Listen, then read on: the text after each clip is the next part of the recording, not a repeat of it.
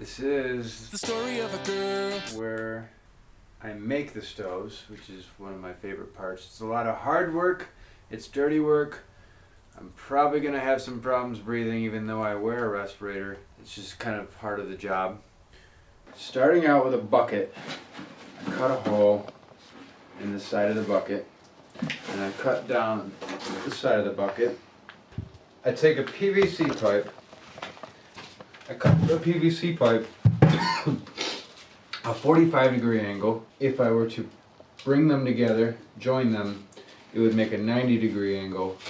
The smaller piece of the PVC pipe sticks in the same hole that I've cut in the bucket. It's the same diameter. In this case, for a standard size, it's a 4-inch diameter hole in the pipe. And that sticks in the side.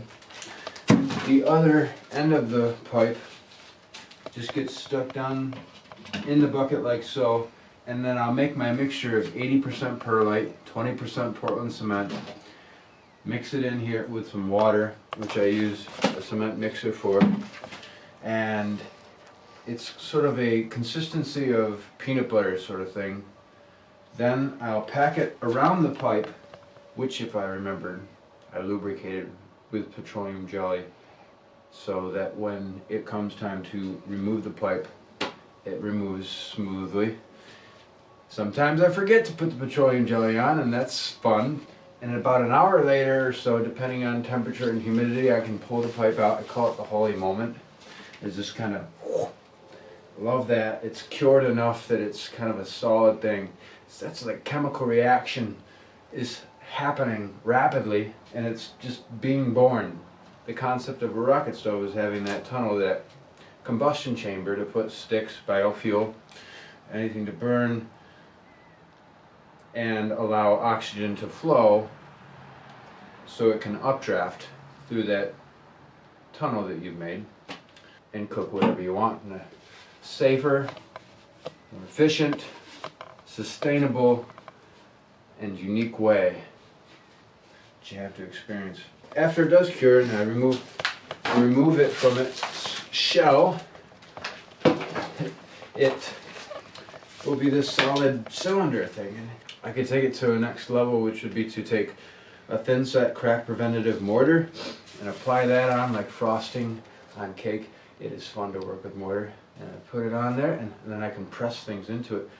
The things I pressed into mortar, rocks, glass, seashells, some other things that weren't meant to be pressed into mortar have been pressed into mortar. I've got one here. I'm unwrapping it. We unwrap it from its curing, or critical curing, the first 30 days. And I like to really make it cure gradually by having a bag over it so it's not exposed to the open air. And it's fun to unwrap it because it's kind of like a present. Peel off the bucket, another fun thing to do. And then it's reward after that. I learned over time to use Vaseline, otherwise they get stuck in the bucket. You're in a room where a lot of things have been learned through learning it the hard way. So the next part in this Moonstove's life is to be kind of cosmetically touched up with a bastard file. It's called a bastard file. I thought that was interesting. This is a bastard file, a big file. This is the part where I should wear this. And yeah, to smooth out the edges. It could either be given like this, or it could be decorated into a cobble stove. So the other stoves start out like this, bare, and then they get decorated to things like this, which is a small cobble stove. A little heavier. The experience of using one of these to cook food or just to have going, it's like having a fire. Obviously you're having a fire. A lot of people know what that's like. But then again, I've also learned things like a lot of people don't know what that's like. I was demonstrating a stove on a college campus, SUNY Fredonia, and a student from New York City came and saw the stove being fired up, and we were roasting marshmallows, and he came over, and we learned that he had never roasted a marshmallow ever. Like 20 years old, 21 years old, had never. And we said, well, how have you made it through life never roasting a marshmallow? And he said, well, I'm from New York City, we don't have fires. This is like having a fire, but cooking on that fire in a way that, I mean, a rocket stove would allow you to do, and you wouldn't know what that's like until you try it. That's the thing I'd like people to be inspired to experience, to feel that feeling that I felt when I first did it.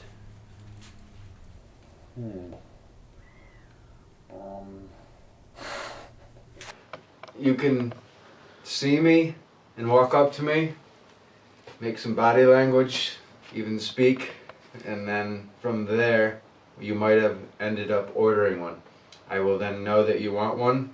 I'll have your way of contacting you, and when it's ready, which is sometimes sometimes immediately, sometimes I have stoves with me wherever I am, and I just give it to you, and you give me what I may have asked a certain price for it, and there it is. Other times I have to make it, so you just tell me what you want. I call you when it's ready. Sometimes it takes about a month to cure. You can also go online. It's where you would expect. So the Facebook, the website, the Instagram. So if you call the phone number 716-78 call or text 716-785-9558. I might pick up. Or it might go to voicemail. Go to paulsrocketstoves.com. That will go to me.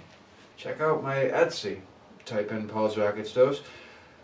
If you go to the Google and just Google search and you want to see the Google profile, see the reviews of people, that will give you Paul's Rocket Stoves if you type it in correctly. Even if you make a mistake, you might still find yourself at Paul's Rocket Stoves. The public library, it's great that they still exist. Behold, cobble stove. All I have to do to get this bad boy going is have a few pieces of dry wood, such as this piece in my hands now. I'm going to place these pieces inside the mouth of the stove. Not too much. You want some room for it to breathe. We're about to resurrect this stove. It's going to be alive. This is a bundle of wood shavings soaked in food-grade paraffin wax. I give everyone who receives a stove a starter pack, which comes with 3 of those bundles, and I tell them all the same thing. These make it very easy to get your fire started. But with that, I challenge you, or whoever this stove is going to wind up with, to start the fire using just a match and some sticks, or the harder way, just once, for the appreciation of the experience, because that's what so much of this is about. I'm going to light that bundle of wood shavings up, which will then light up the wood pieces that are placed in there. Small diameter, small mass will get started a lot quicker. See how that just starts right up? It just catches on the flammable wax, and then the wood shavings will go. As long as there's room for the oxygen to flow in, that'll catch on to the little wood pieces. And as it does, grab a few other wood pieces. You can drop them right down the chimney if you want. Place them in there. This is the fun activity part that you can get your kids involved in. Get them to collect the sticks around the yard. Just get the sticks together and you can place them in there. If you pay attention to the activity, it's very calming. It's very calming and rewarding. You listen to the pop. You smell the smell of the smoke, the cherry wood in this case. You see the flame grow You feel the warmth. And you do all of this with a Paul's rocket stove, yes.